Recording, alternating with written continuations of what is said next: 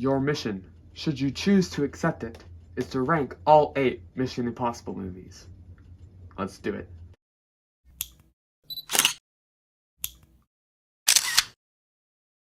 Hey, what's up everybody? It's Ryan, and today we're going to be ranking all 8 Mission Impossible movies in honor of the newly released Mission Impossible: The Final Reckoning. I have seen it in theaters, so now we can rank all 8 Mission Impossible movies in its finality. Is that even a word? With The Final Reckoning hopefully being the last Mission Impossible movie of this saga, let's rank all 8. In last place, I have Mission Impossible 2, widely considered the worst Mission Impossible movie. This movie is a stinker. I don't think anyone truly loves this film or barely likes it. It's got some weird plot holes and weird plot points in general, with the whole virus thing trying to go around the world. And the villain is pretty weak. I'd say all of the characters, including Ethan Hunt, is pretty weak in this movie, especially the love interest. It's very weird. There are a lot of weird slow-mo shots in this movie. It's just definitely the black sheep compared to the rest of the Mission Impossible movies, but I'd be lying if I said the motorcycle chase at the end of the movie wasn't amazing. Or at least fun, right? Like, it's pretty goofy, pretty goofy, but it's fun. Like, what can I say? But really, the rest of this film is just tons of masks, tons of weird plot points, and overall makes a very bad film especially compared to the amazingness that is the Mission Impossible franchise. This is very clearly the worst Mission Impossible movie.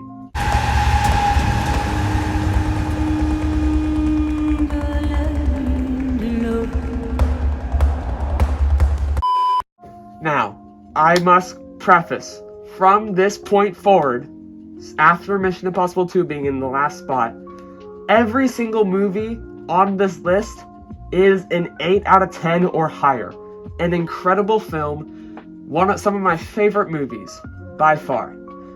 I must preface this because my number 7 spot is the original Mission Impossible movie. This doesn't mean I don't like it.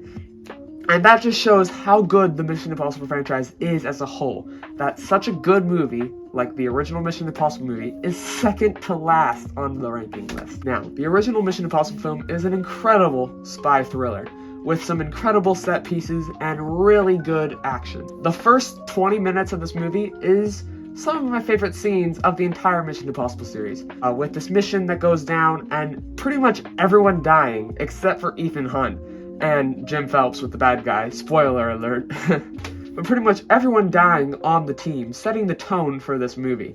Then, obviously, there's the iconic Black Vault break-in, Ethan Hunt hanging from the ceiling, iconic.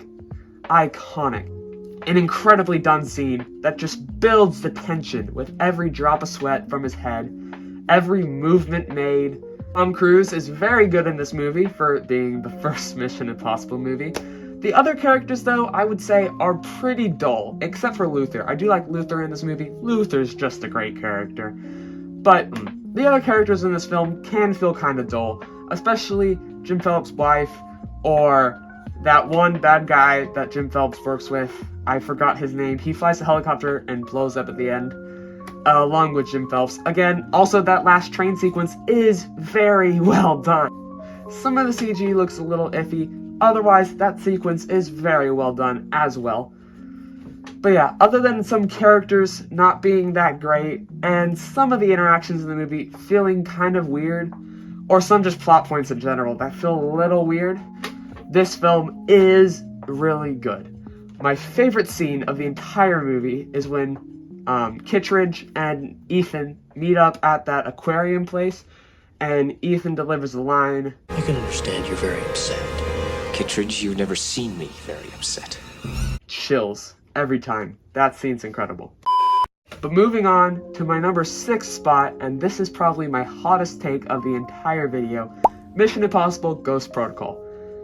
I love this movie. This movie is exceptional, and this is when the franchise really took a step up. This is when it became like god tier franchise. But I got a lot of issues with this movie, especially with how much people like this film. Some people put this in their top 3 Mission Impossible movies, even at their number 1, which that is crazy, and we'll get to that later. But I have a lot of issues with this movie, mainly with the group of characters that we have in this film. Now, I love Brant. He's an amazing inclusion to the team, especially in Rogue Nation, which we'll talk about later in the list. But in this movie, he can feel kind of like, why is he even here? Like, what is he contributing other than the plot point about Julia? And I don't really like Jane all that much. She just kind of felt like a nothing character. Benji, this is his first movie with like a leading role. He was very good in this movie, and obviously Ethan's amazing. But yeah, the team itself is like not the best. Some people really love it though, and I never really got why. It would be dumb of me not to mention the Burj Khalifa scene halfway through the movie. That sequence is one of the best shot sequences and one of the best scenes in all of Mission Impossible. 10 out of 10, perfection scene.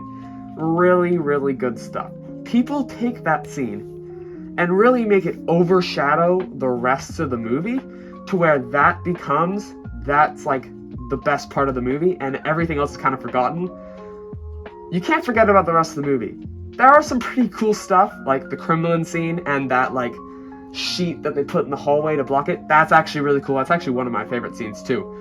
And the prison break in the first scene is pretty cool. Otherwise, this movie isn't all that amazing, right? You have the final act, which I personally am not a big fan of at all. I don't really like the whole, the magnet thing with Jeremy Renner floating. That's just too much for me. That's too much for me. It's funny though. Like some of the jokes are kind of funny in that. But that scene itself is just too much. And also one thing that's not very good about this movie is the villain. But this villain just kind of feels like a nothing burger. So overall, I do really enjoy this film, but there are plenty of little gripes that I have with it that kind of lead me to dislike it a little more than most.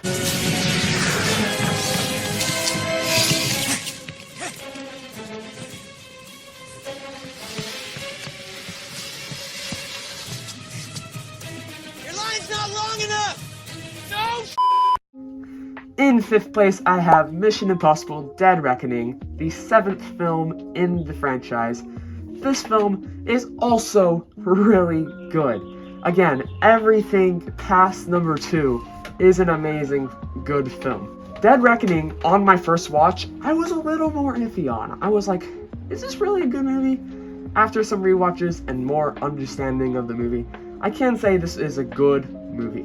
Now, there are plenty of things in Dead Reckoning I don't like. I don't like how they killed off Elsa. They felt like they only made her come back to kill her off, which felt so unnecessary. They could have just ended her character in Fallout, or, even better, brought her back and made her have a more contributing thing to the story, brought her back in the Final Reckoning. That would have been great. Keep her alive, because she was one of my favorite characters, other than Ethan, of course. It was just kind of disappointing with her dying. I'm not, like, burn the theater down, end the franchise, they killed Elsa. I'm not, like, that kind of guy. Overall, I am okay with her death, but, like, I think they didn't have to kill her. The entity in this movie is a very intimidating presence. He kind of looms over everybody and knows every outcome or whatever. Very solid villain. I like the entity. What I don't like is Gabriel.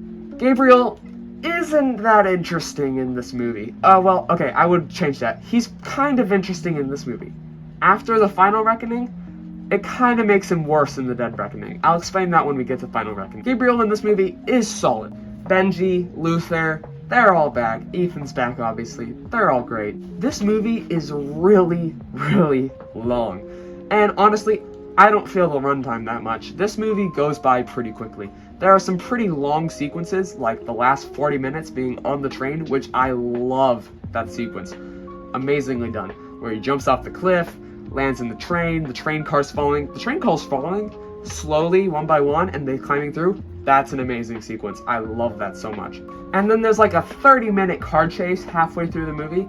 Really well done as well. Love that. The airport sequence is also really fun. Overall, a very fun movie. One thing I did forget to mention just now, the new character, Grace. The kind of replacement to Elsa, but obviously can never truly replace Elsa and all of her greatness. I'm not a big fan of the character of Grace. She kind of shows up randomly to Ethan. They meet, and then she's like, okay, I'm part of the team now. Especially once we get to Final Reckoning. Again, we'll talk about that in a minute. I'm not a big fan. I'm actually more of a fan of Grace's character in this movie than I am in Final Reckoning. But again, we'll talk about that once we get to that movie. Also, the key in this movie. Really good MacGuffin. Love that plot line. But yeah, overall, a very good film. I do enjoy this one. Good evening, my little cookie.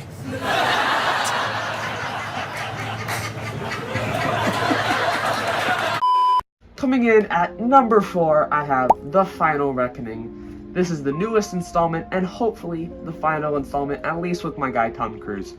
You don't need to keep doing this, bro. Slow down. Go do some other movies. We're good on the Mission Impossible. Maybe come back as a cameo. But let someone else take over the franchise, maybe. That's my opinion on what should happen with Mission Impossible. But that's not what we're talking about right now. The Final Reckoning is the most intense movie theater experience I have ever had, ever. My hands were sweating, it was hard to breathe, and my stomach ached. Now, that does not make this an amazing film by the jump. The first half of this film is not that good, but the second half of the film is some of the greatest Mission Impossible I have ever seen in my life. So, it's kind of like a weird balance of things, where the first half, it's really slow, super slow, and it's tons of flashbacks and retelling stuff that's already happened.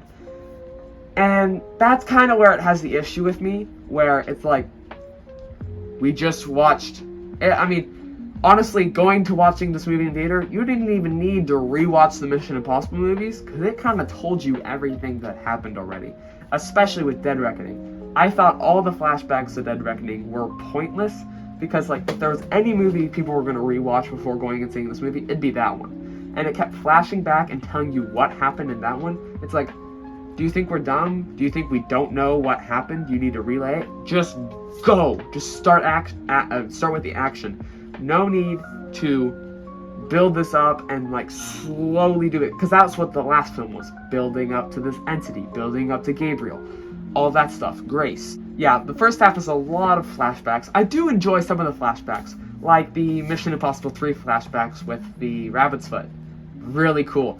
I did like some of the flashbacks, but also felt like a lot of nothing happened. And at the same time, I take that back. There was too much happening in the first half that it really felt like nothing, if that makes sense.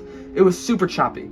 There was like weird parts where it'd start like a little ahead and then it'd flash back to something way earlier and then flash back even earlier and then like kind of in between. And then it would suddenly flash forward a little bit, then back to the middle and keep going a little bit. And then once it got somewhere, then it would flash back and forth from there on to the middle part where like Luther's at. It was really hard to keep track of all that, and to a point where I just kind of checked out. I was like, I don't know what's going on. I'll just let this be. Pretty choppy first half. Not that enjoyable, if I'm being honest. Now, the second half, once they get to the Arctic, man, that's when this movie locks in. This is when this movie gets good. Because there are some of the best, I would say the best stunts in the Mission Impossible franchise in this second half. You got the submarine stunt, which is partly in the trailer, so no spoilers. It's a submarine set, giant submarine set they built for real, full of water, with Tom Cruise in it, spinning, with like missiles and stuff falling out of cabins, and he's trying to swim through and grab stuff. Almost a no dialogue scene with him for like 20 minutes going through the water and finding this thing in this submarine that's been sunk for 15-ish years. And yeah, it is one of the craziest things I've ever seen. This is when I started to really get like tense. I'm like, ooh, where's this gonna go? Or whatever. And then it just got crazier from there. And then we move on to the craziest stunt in all of Mission Impossible, the biplane sequence. this sequence had me on the edge of my seat. I did the lean forward meme. It was insane. The trailers do not give it justice. This is one of the greatest action scenes I have ever seen, especially in a theater. This is definitely worth the cost of admission to get into a theater to see this movie. Go see it. It's worth it, even if the first half's kind of slow. Now, Grace in this movie definitely wasn't, like, she kind of had something to do, but she was just, like, automatically part of the team, and they didn't really go into anything more about her. She just was kind of the same character in the first one. That really annoyed me, but especially Gabriel.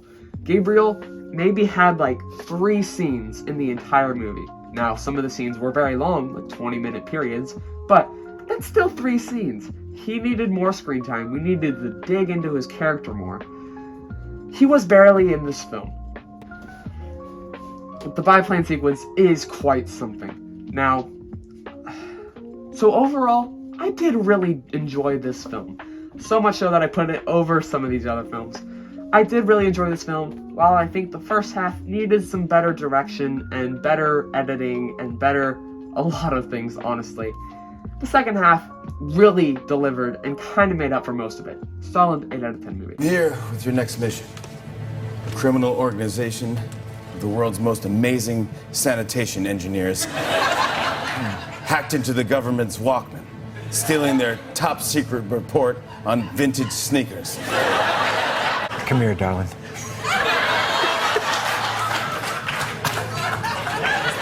I understand your reaction. From this point on, all 3 of these last 3 films are a 10 out of 10 for me. I love these last 3 films. In third place, I have Mission Impossible 3. Fitting, right? Mission Impossible 3, some people have it switched with Ghost Protocol. I have Ghost Protocol and Mission Impossible 3 switched in my ranking from most people's rankings. But I love Mission Impossible 3. It's a very intense, very intense Mission Impossible movie. From the first 10 minutes. The first 10 minutes is one of my favorite openings in Mission Impossible. Not my favorite, one of my favorites. We'll talk about my favorite in a minute. But one of my favorite openings in Mission Impossible really shows how good a performance Philip Seymour Hoffman did in this movie. But yeah, Philip Seymour Hoffman is the highlight of this movie, with being Davian, Owen Davian. He does an incredible job performing this villain, and he's just so scary. He's probably my favorite villain in the entire franchise, really close with one of the villains we'll talk about soon. It just shows how intense and, like, serious this movie is. This movie is really where the Mission Impossible movies started getting amazing. J.J. Abrams did a great job with this film.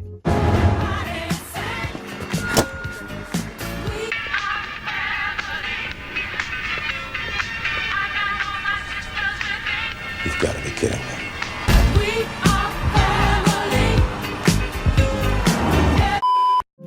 Coming in at my number 2 spot, I have Mission Impossible Rogue Nation. This film has the best team of IMF agents in the entire franchise. We got Ethan, Luther, Benji, the 3 staples. Then you got Ilsa and Brandt.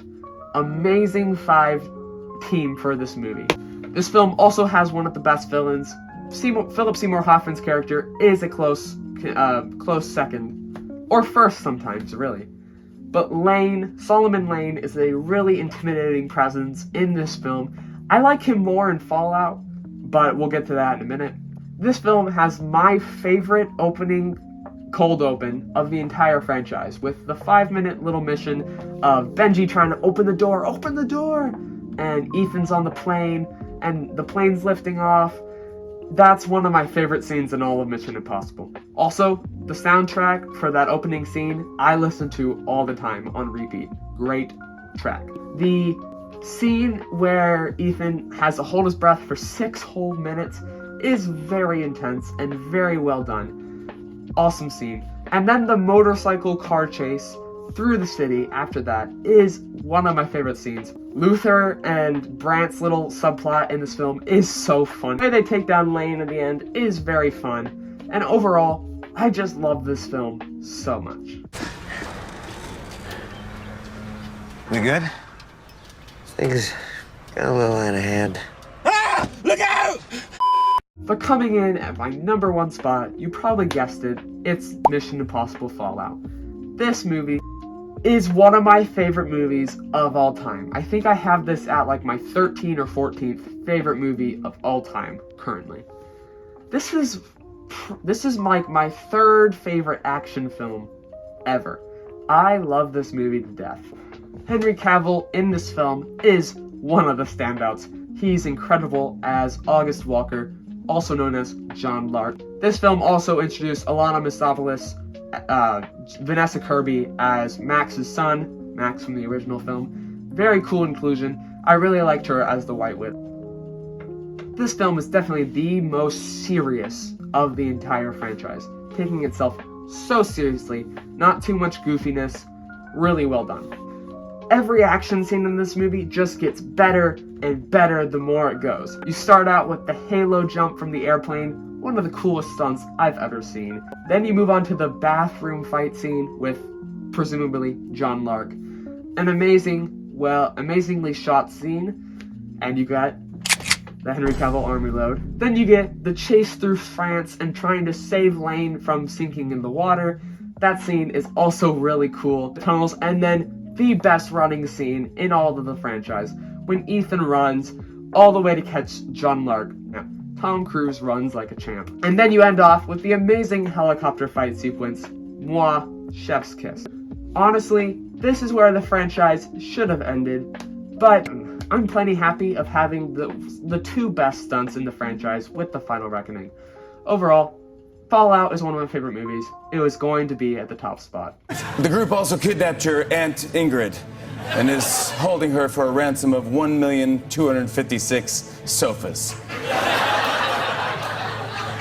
Where the duty head are we gonna get 1,256 sofas? I don't know, but we have to move fast. Have a plan. I'll meet up with the group, disguising myself as Huckleberry Finn. But thank you for watching this ranking, and tell me your ranking of all the Mission Impossible films down below in the comments. The Mission Impossible franchise is one of my favorite franchises and near and dear to my heart. So this ranking is honestly very hard, because after 2, every film is incredible. Thanks for watching, I hope you enjoyed, and this message will self-destruct in 5 seconds.